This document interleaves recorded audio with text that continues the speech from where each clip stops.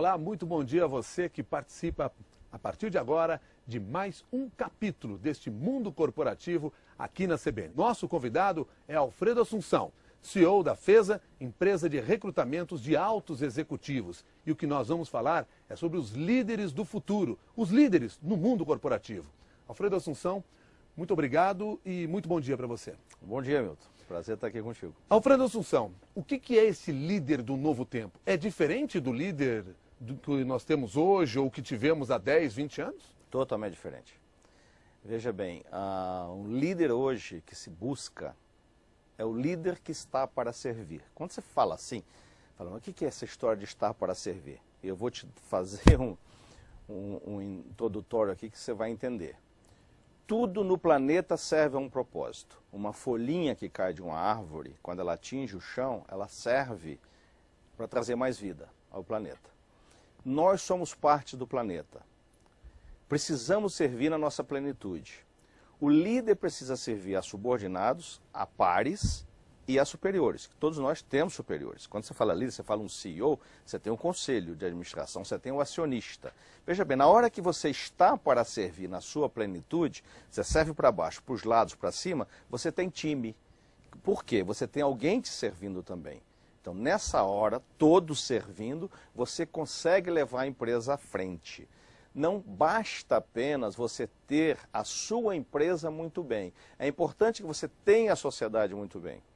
E o processo de liderança, quando você fala em desenvolvimento de líder, o líder do futuro, você tem que atingir o mundo corporativo. Por quê? Que é onde existe a maior quantidade de líderes no mundo. Não é mais em governo, não é mais em forças armadas, não é mais em igreja. Então nós temos que trabalhar o líder do mundo corporativo.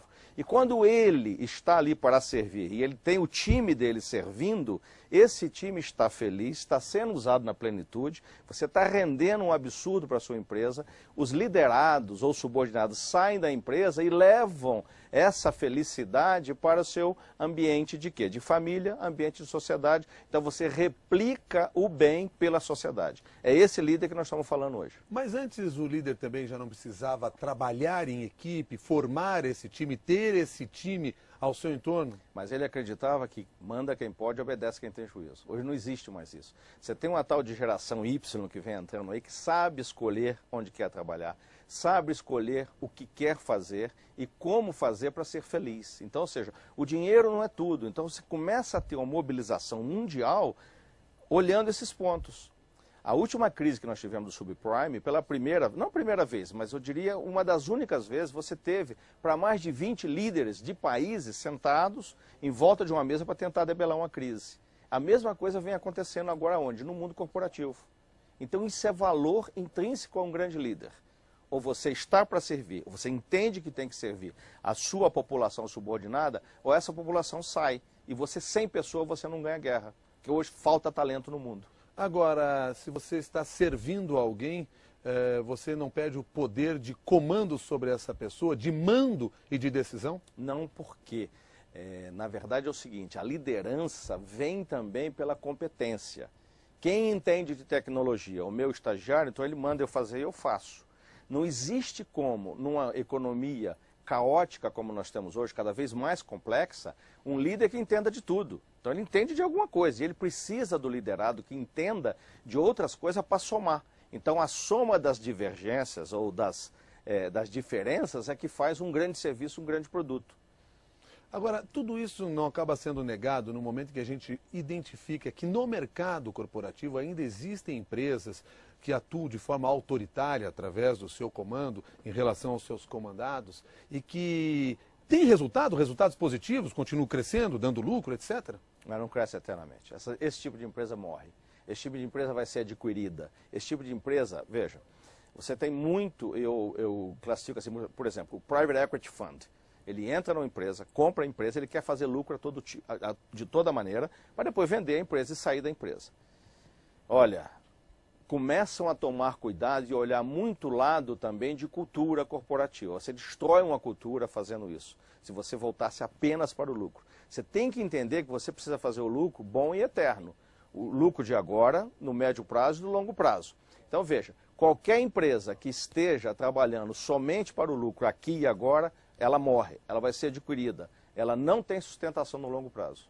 O Jorge pergunta pela internet o seguinte: como é que as organizações podem identificar os sinais entre seus colaboradores que determinam se a pessoa pode vir a ser um líder na empresa? É bem natural. Veja bem, a liderança, ela surge... Você pode formar líder? Claro que pode, mas ele precisa ter alguma coisa de berço. Veja, você quando é um capitão de um time de futebol no juvenil, você já está mostrando liderança ali.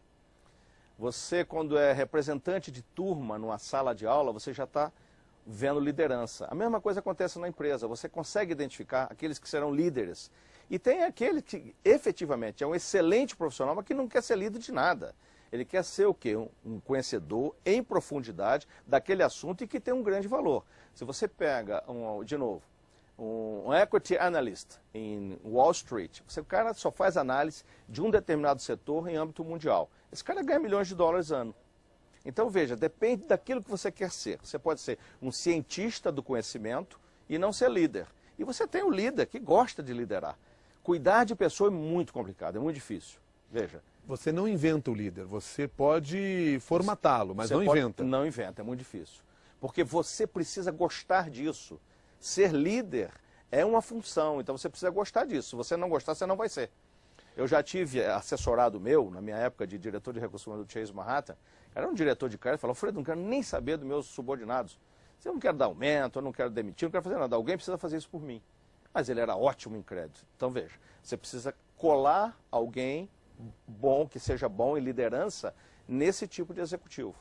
E essa é uma outra questão, porque em várias oportunidades aqui, nesse início de conversa nosso, você se referiu a CEOs e alguns outros cargos de comando. Agora, necessariamente, o líder tem de estar no posto de chefia? Ou você encontra o líder dentro de grupos diferentes, heterogêneos? Absolutamente correto. O que acontece é o seguinte: o líder, você olha e você identifica. Quando eu falo que pode ser... quem é o líder, quem é o capitão de um time? O Pelé nunca foi capitão de time nenhum e era o melhor jogador de todos os times por onde ele passou. Então veja, você tem o líder que você olha e fala assim: esse vai liderar, esse grita, esse fala, esse chama a responsabilidade para si, ele se faz admirado, é muito interessante. E faz por quê? Porque ele é exemplo a seguir. E quando é exemplo do bem, melhor ainda, que as pessoas respeitam e vão atrás, e você leva um time inteiro. Você pega um Napoleão com 28 anos de idade, liderou aquilo tudo na Europa. Cara, agora, Alfredo Assunção me chama a atenção a essa questão. Quer dizer, que você começa mostrando para nós que o líder é essa pessoa que está pronta para servir aquela sociedade, né? E ter aquele essa grupo, sociedade, aquele grupo. Mas ele não perde a voz de comando. Não perde. Porque a palavra final ainda é dele e ele trabalha no poder de convencimento do grupo? Não é bem convencimento. O que acontece é o seguinte, veja bem, ele mostra competência para mostrar o caminho. E as pessoas acreditam. Porque se a pessoa não acredita, não adianta você simplesmente convencer: eu vou te convencer que é assim ou assado. Passados 5 minutos, 10 minutos, você vai refletir, você é inteligente, volta e fala: não acredito nesse cara. Ele está mentindo. Então, na verdade, um líder não mente. Ele mostra, fala: é difícil, é assim, mostra os caminhos e a turma acredita porque ele está efetivamente mostrando a verdade. E é interessante, quando o líder não sabe, fala: isso eu não sei. Vamos saber quem sabe. Aí surge a liderança natural naquele assunto. Então, o grande líder de pessoas é esse que consegue usar na plenitude os subordinados, que é o capital humano instalado. Que a gente sempre fala disso, mas o que é?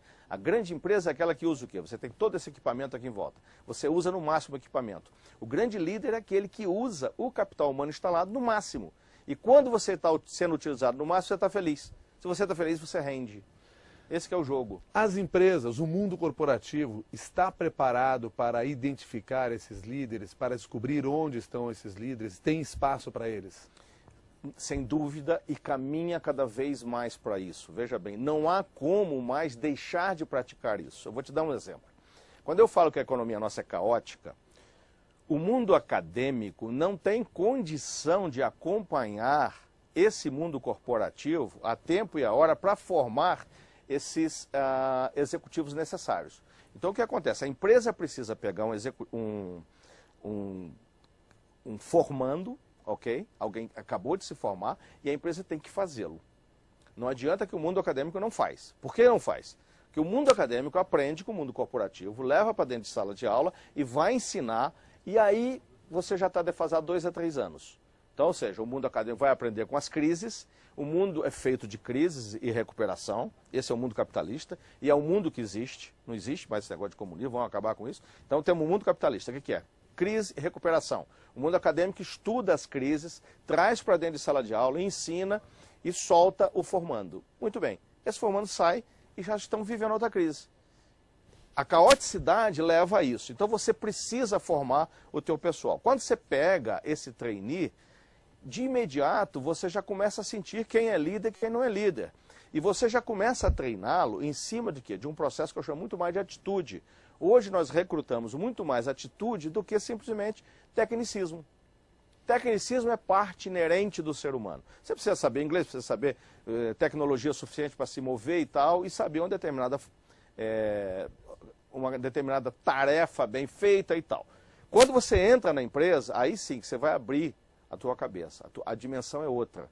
A empresa ensina isso muito mais do que o mundo acadêmico. Bom, se vocês buscam a atitude, quando eu vou lá na sua empresa, porque Sim. eu quero me candidatar a uma vaga de líder, né, de comando em uma grande corporação, Sim. o que eu tenho que fazer para demonstrar isso? Não basta mais aquele meu currículo mostrando uma vasta ficha de conhecimentos e cursos que eu realizei?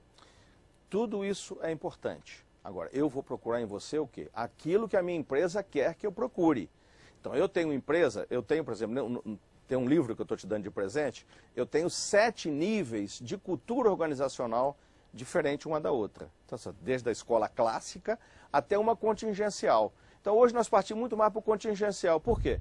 Porque temos que entender que não existe uma melhor maneira de fazer a coisa. Tudo depende. Depende de quê? Depende do cliente, depende da sociedade, depende do mercado onde você está inserido, depende daquilo que o mercado te demanda.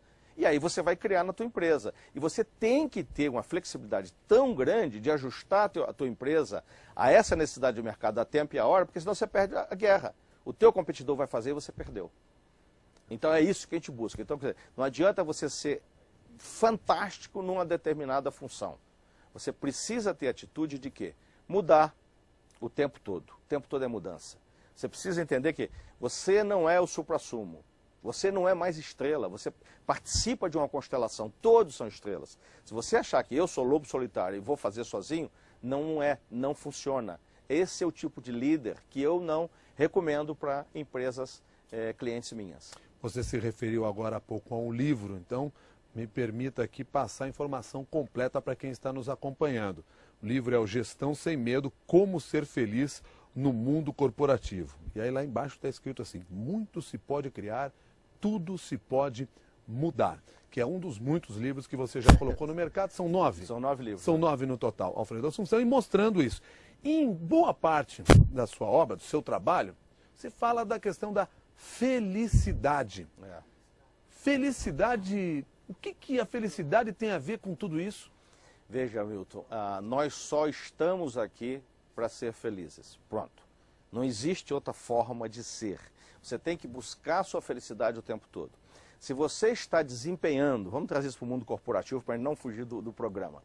Você desempenha e você está feliz com aquilo que faz, você rende ao máximo.